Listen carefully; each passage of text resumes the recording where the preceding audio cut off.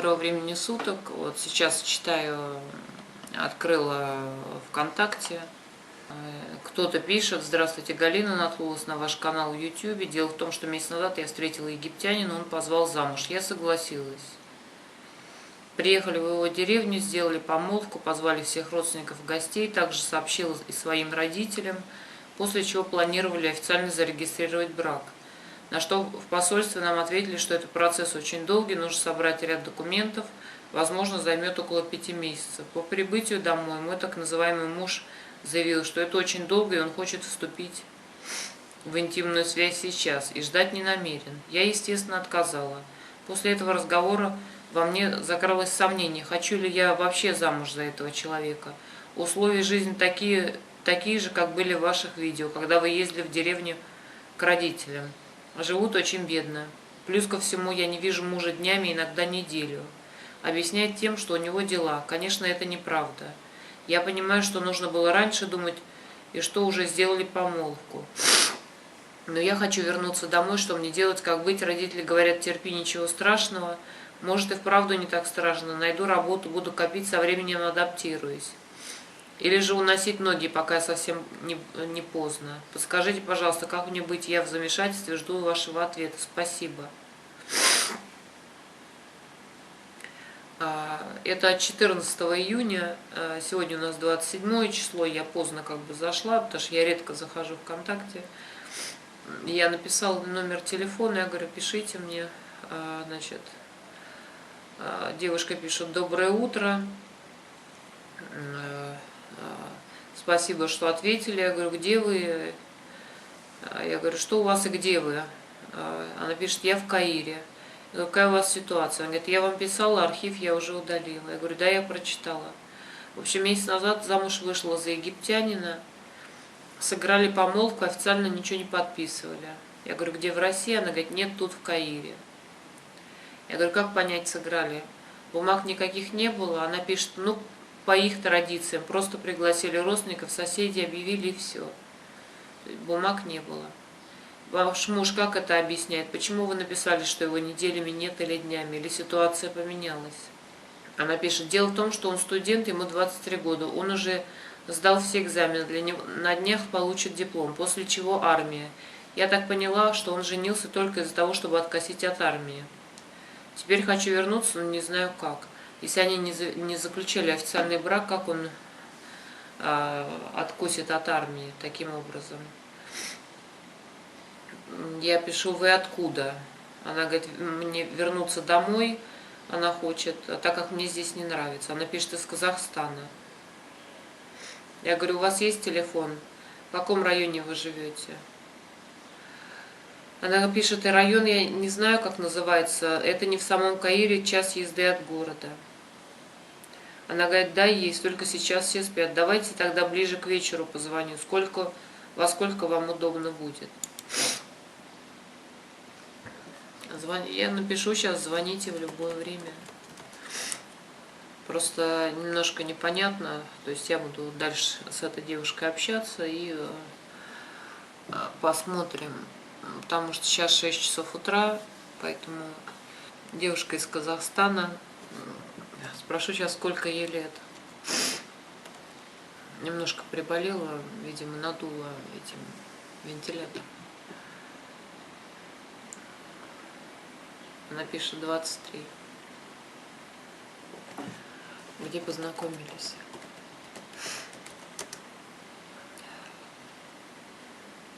Чтобы понимать, откуда ноги растут и вообще чего ожидать. Пишет: Шарм-эль-Шейхи.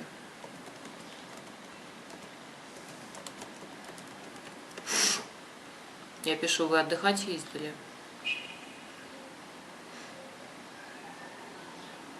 Да, по путевке. Он там работал или отдыхал? Отдыхал. Ну, возможно.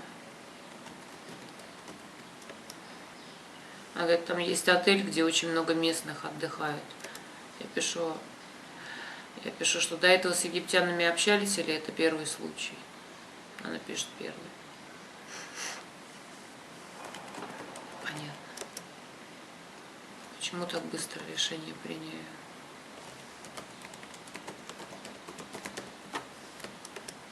С родителями советовались.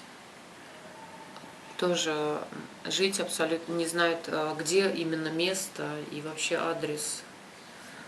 Абсолютно это понятно. Мы тоже, когда приехали, я тоже не могла. Почему так быстро решение приняли? Она пишет по глупости. Я говорю, с родителями советовались? Она говорит, нет. Что я могу написать? Узнайте, где вы точно. Город или местность. Вы написали, что она написала, что он хотел от армии откосить. Как он от армии откосит, если у них даже официальных бумаг нету? Только если есть официальные документы. Имеется в виду, то есть брак. И вопрос, распространяются ли эти правила на Казахстан.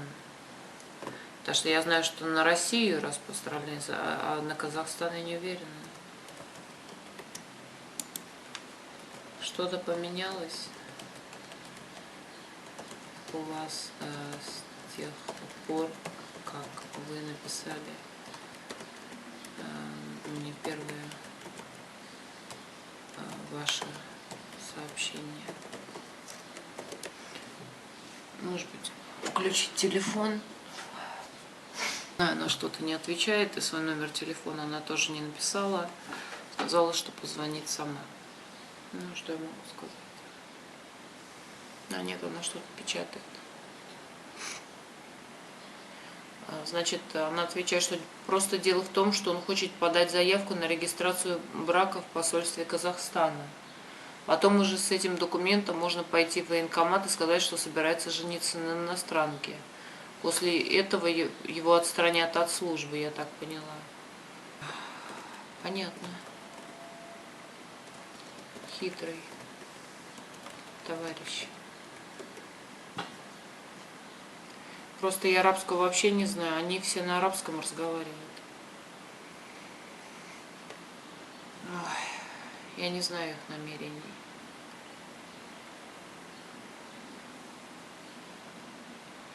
Что я могу сказать? Ну, тут сказать нечего, тут все понятно.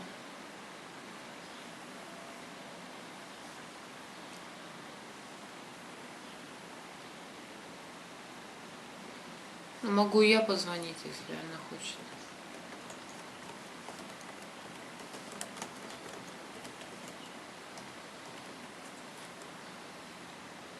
Может, мой сын позвонит.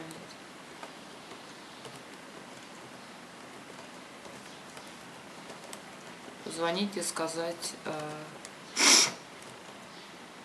что мы ваши знакомые из Александрии.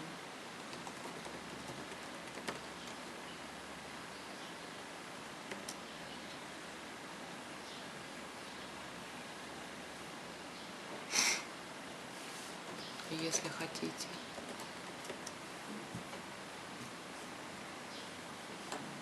И узнать у них все, что нужно.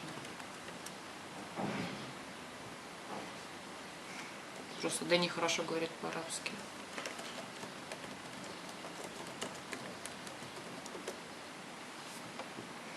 Что она вообще хочет?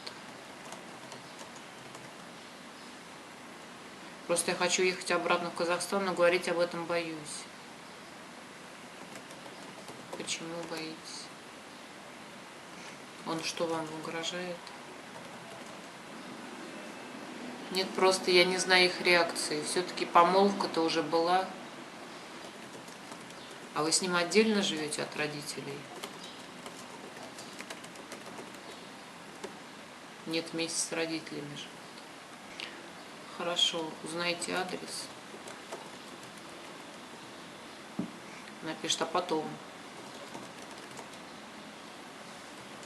Потом я с сыном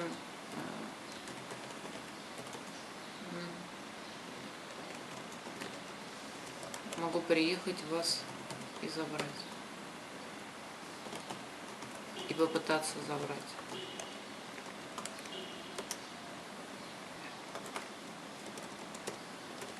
Или если хотите, мы можем с его семьей поговорить. И с ним. Все будет фиксироваться на камеру. Для этого не надо. Просто сами решите, что вы хотите.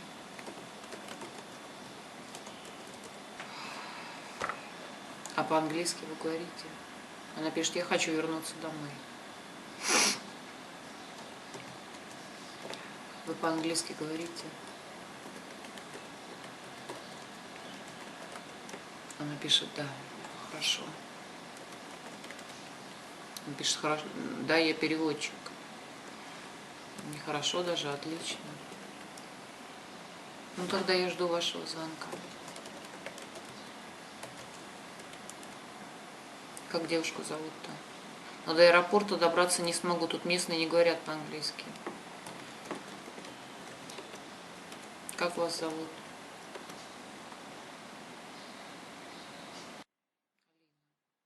Очень приятно.